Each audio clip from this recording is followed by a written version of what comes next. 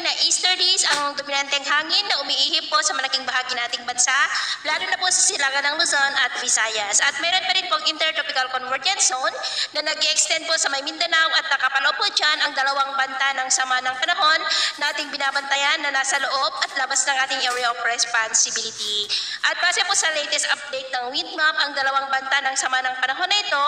ay pareho nakikilos pa west, northwestward, palapit po sa ating bansa sa susunod na mga araw. Ang nasa loob ng ating PAR ay posibleng magpaulan na sa ating bansa ngayong weekend at hindi pa rin inaalis ang posibilidad na lalakas yan bilang bagyo maging ang nasa labas po ng ating PAR, kaya atin lamang pong babantayan ang mga yan dahil marami pa po ang posibleng pagbabago, lalo na at nandyan pa rin sa may karagatan. At ang unang dalawang bagyo ay tatawagin sa local name na Bagyong Auring at Bagyong Bising. At ito naman ang pinapakita ng forecast model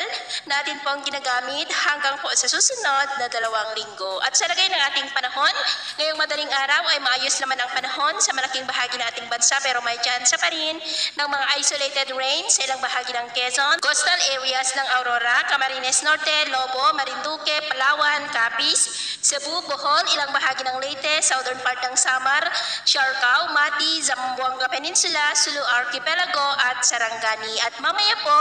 ay sisikat naman ang araw sa malaking bahagi ng ating bansa, mainit at maalinsangan muli, pero may tsansa pa rin ng cloudy skies with isolated rains ilang bahagi ng Infanta, Polillo Island, Camarines Norte, Catanduanes, Palawan, Capiz, Cadiz, ilang bahagi ng Cebu, Bohol, Leyte, southern part ng Samar, Dinagat Island at Siargao, maging sa may Sarangani, Zamboanga at Sulu Archipelago. At mamayang hapon may tsansa pa rin ng cloudy skies with isolated rains po sa malaking bahagi ng Mindanao, Palawan, ilang bahagi ng Visayas at Northern Luzon. Kaya mag-ingat po tayo dahil may tsansa pa rin ng mga banta ng mga pagbaha at pagguho ng lupa. At sa atin naman pong mabaybayin, wala naman po tayong nakataas na namang gale warning signals, pero may pag-ingat lamang po kung papalaot tayo para po mas makaiwas sa mga sakunang